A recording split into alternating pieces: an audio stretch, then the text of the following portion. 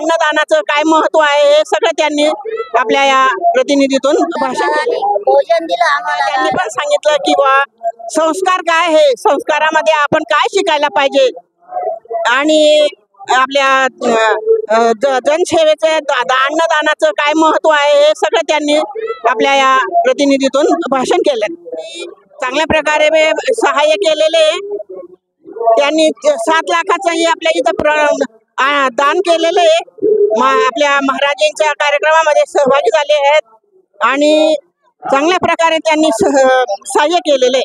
असे आमचे मंगेशदादा चव्हाण यांचे आम्ही हार्दिक अभिनंदन करतो।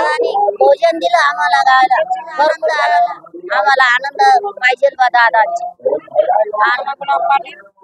आमच्या कणमोळ गावामध्ये आज गणेश जयंती निमित्त कार्यक्रम आहे।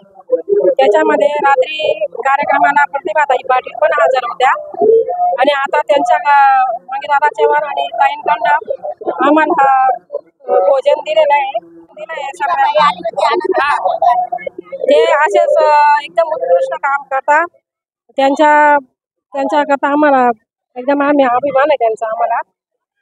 आणि दुसरं म्हणजे आमचा हे त्यांच्यामुळे जे जेवढं घडून आलंय, एवढे शब्द आपण द्यायचे आणि शब्द पाहण्यासाठी कायम प्रामाणिकपणे भूमिका घ्यायची, ही अशी आजवरचं माझं एकंदरीत कार्यपद्धती आहे।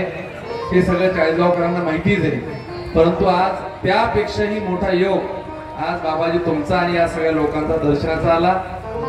ते दिलेलं अन्न इतकं पवित्र मंत्रोच्चार करून पोटात जातंय, म्हणजे अगदी त्या अन्नामध्ये थोडाफार काही किलमिश कोणाच्या मनात माझ्या मनात असण्याचं कारणच नाही, आणि असेलही तर त्या पवित्र सगळ्या मंत्रोच्चाराने ते सगळं शुद्धीकरण होऊनच ते पोटात गेलं। त्याच्यामुळे मला असं वाटतं की एक चांगलं आपल्या सगळ्यांमुळे ते करता आलं।